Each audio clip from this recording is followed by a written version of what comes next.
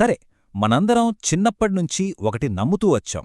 అదేంటంటే బాగా చదువుకోవాలి, మంచి ఉద్యోగం సంపాదించాలి.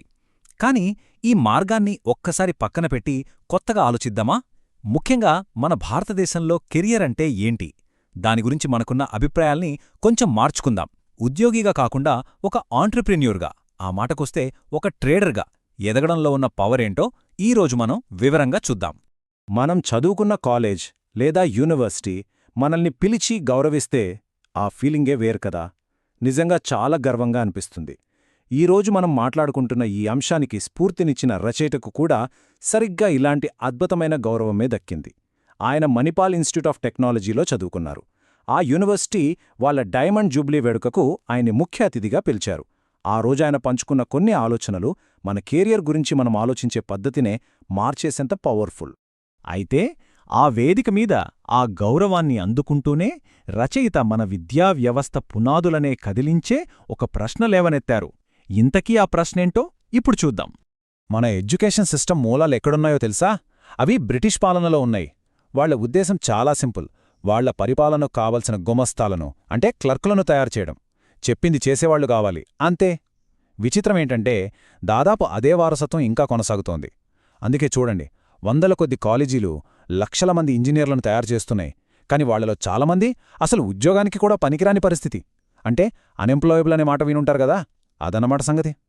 అయితే దీని అర్థం చదువుకు విలువ లేదని కాదు, అస్సలు కాదు. ఫార్మల్ ఎడ్యుకేషన్కు ఖచ్చితంగా విలువుంది.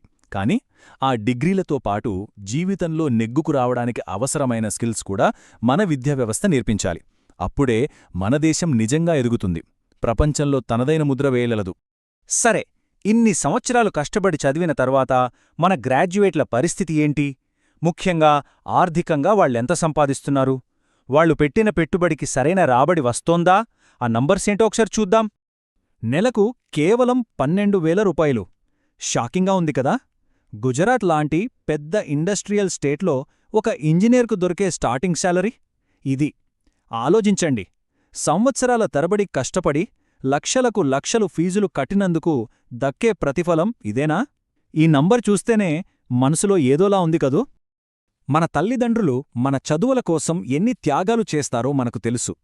స్కూల్ ఫీజులు, ట్యూషన్లు, కోచింగ్ క్లాసులు, ఇలా వాళ్ల సంపాదనలో సింహభాగం మనకోసమే పెడతారు. మరి వాళ్లు పెట్టిన ఆ పెట్టుబడికి అసలు రిటర్న్ ఎంతొస్తోంది? వాళ్ల కష్టానికి మనమిస్తున్న విలువ ఏంటి? ఇది మనల్ని మనం సూటిగా వేసుకోవాల్సిన ప్రశ్న. ఈ సమస్యలన్నింటికీ సమాధానం ఎక్కడో లేదు, మన ఆలోచన విధానంలోనే ఉంది. మనం మన కెరీర్, డ్రీమ్ అనే పదాన్ని కొత్తగా అర్థం చేసుకోవాల్సిన సమయమొచ్చింది. ఈ మాట చాలా జాగ్రత్తగా వినండి. ఉద్యోగం తెచ్చుకోవడమనేది ఒక కల కాదు, 10 మందికి ఉద్యోగం ఇవ్వగలగడం ఒక కల. ఎంత అద్భుతంగా ఉంది గదా. ఇది మనల్ని జాబ్ సీకర్స్ నుంచి జాబ్ క్రియేటర్స్గా మార్చే ఒక శక్తివంతమైన ఆలోచన. మరి ఈ కొత్త కలను మన సొంతం చేసుకోవాలంటే ఏం చెయ్యాలి? రచయిత చెప్పినట్లు మనం ఆ లక్ష్యంలో పూర్తిగా లీనమైపోవాలి. Be in the zone. అంటే మన ఫోకస్ మొత్తం దానిమీదే ఉండాలి. సృష్టించాలనే తపనతో, పూర్తి నమ్మకంతో ముందడుగు వెయ్యాలి. సరే, ఆంత్రప్రెన్యూర్గా మారాలనుకునే వాళ్లకు ఏ దారులున్నాయి? చాలానే ఉన్నాయి. కాని వాటిలో ట్రేడింగ్ అనేది ఒక చాలా ప్రత్యేకమైన అవకాశం. ఆర్థిక స్వేచ్ఛకు ఇదొక అద్భుతమైన మార్గమని చెప్పొచ్చు. ఒక్కసారి మామూలు ఉద్యోగాన్ని, ట్రేడింగ్ను పోల్చి చూద్దాం. ఉద్యోగంలో అయితే ప్రతి ఏప్రిల్ వచ్చిందంటే అప్రైజల్ టెన్షన్, కస్టమర్లను వెతకాలి, సప్లై చైన్ ప్రాబ్లమ్స్, ఒకటే తననొప్పి. అదే ట్రేడింగ్లో చూడండి, మీ ప్రమోషన్ మీ చేతుల్లోనే ఉంటుంది. కొనేవాళ్ల కోసం, అమ్మేవాళ్ల కోసం వెతకాల్సిన పనే లేదు, స్టాక్ గురించి దిగులే లేదు. తేడా స్పష్టంగా కనిపిస్తుంది కదా.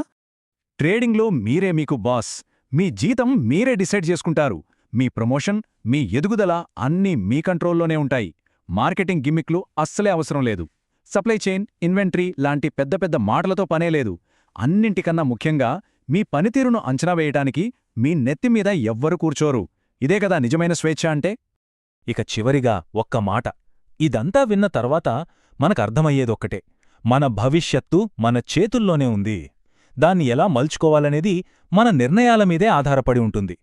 ఈ విశ్లేషణను ఒక్క ప్రశ్నతో ముగిద్దాం. మన లక్ష్యం కేవలం ఒక ఉద్యోగం వెతుక్కోవడమా, లేక మనకు నచ్చినట్టుగా పూర్తి స్వేచ్ఛతో బతికే జీవితాన్ని నిర్మించుకోవడమా? ఈ ప్రశ్నకు సమాధానం మీ దగ్గరే ఉంది.